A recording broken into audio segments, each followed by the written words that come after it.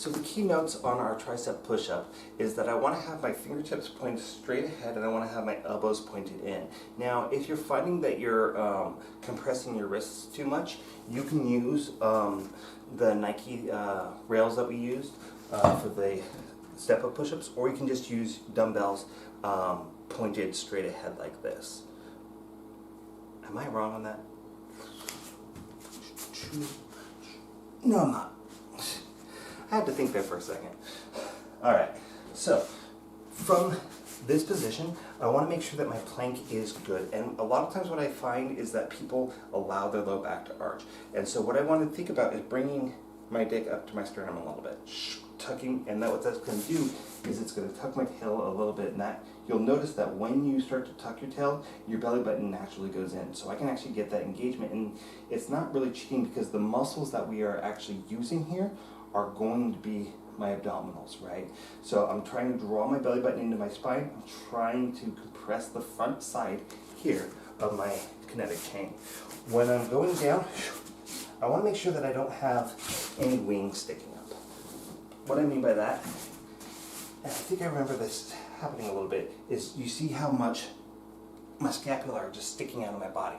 I want to actually think about rolling them back down, and I would recommend doing this with a camera or a friend or whatever to be really watching that.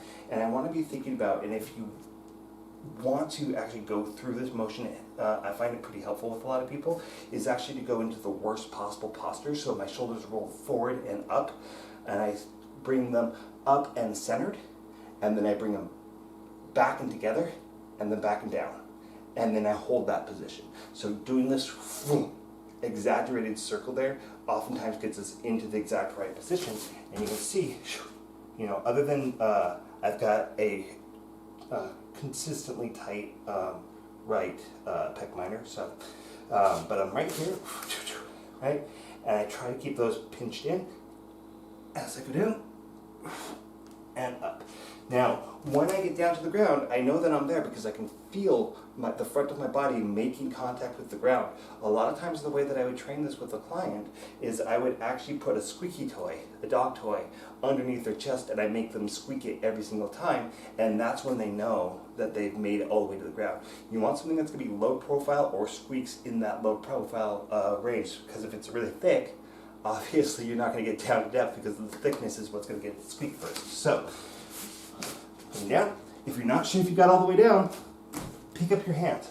This also helps when, you know, if you're trying to get those last couple reps in and you can't get up, adding a little bit of explosive will help. So I've got a nice flat back position. My scapula and shoulders are engaged. My elbows are tucked in. My hands are actually at my nipple line. They're not way out here, right?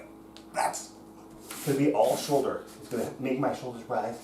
So my hands are back by my nipples, not up by my eyes. Notice I'm looking straight ahead. I'm looking at my shirt right now.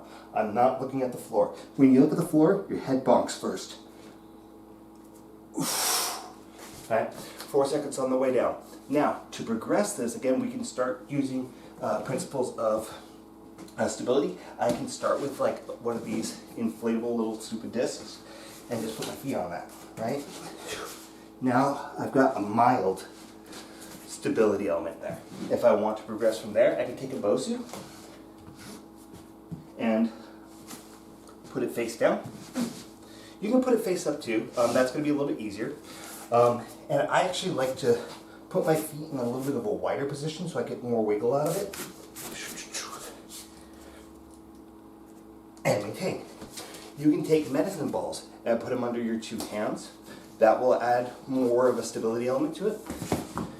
You can put your, I like these little padded slam balls for this because they don't wiggle around as much as a hard medicine ball will, right? So I can at least still control it. If you want to progress from there,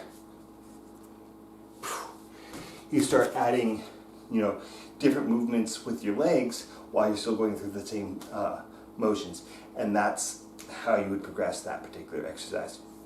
And again, you know, we could stay in this phase for weeks on end if we were to actually run through all of these and actually be focusing on those progressions, you know, and you would still see the gains that you're looking for. So let's go and move on.